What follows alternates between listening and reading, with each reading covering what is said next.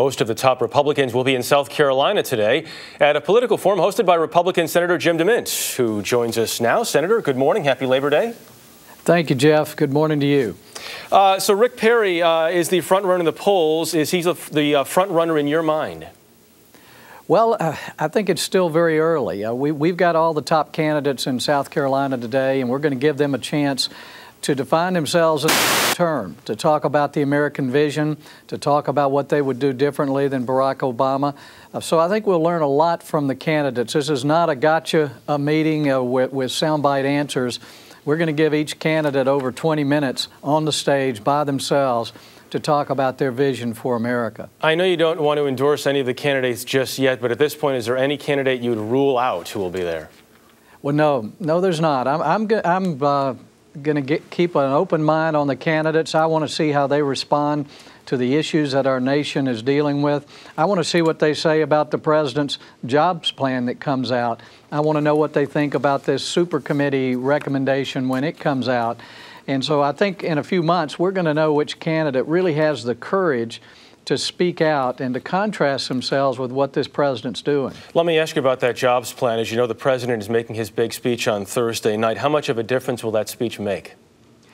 Well, I spent most of my life in business, and I'm hearing what the president is talking about, which are temporary incentives like giving a company $5,000 to hire someone.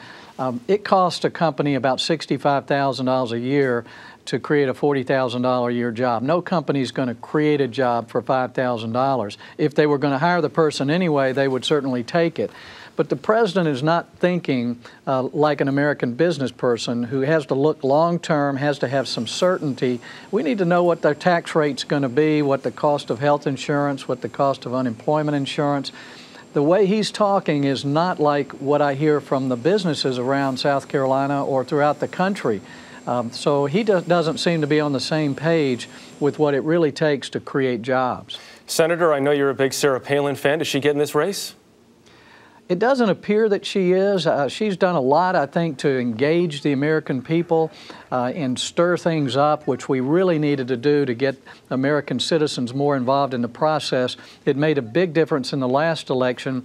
My hope is it'll make an even bigger difference in the next election as people take back their government. And finally, Senator, I know there are some declared candidates who are a little concerned about the forum you're holding, including Rick Santorum, who was not invited. He said Rudy Giuliani, who was invited, said Giuliani's not a conservative, he's not even a candidate, so why was he invited? How did this whole invitation process work? Well, Rick's a great friend, but a couple of months ago, we got together with American Principals, other sponsors of this, and decided that if we're going to give candidates 20 minutes on the stage, we can't have 10 or 15 candidates up there. It'll take all day. So we decided to set a minimum threshold of 5% in the polls and just allow those candidates to come.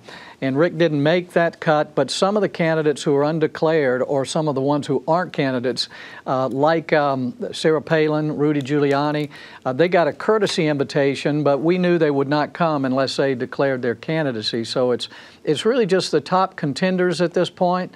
That doesn't mean someone else could not get in the race or gain in the polls.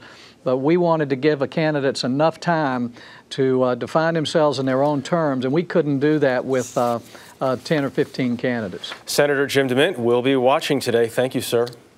Thank you.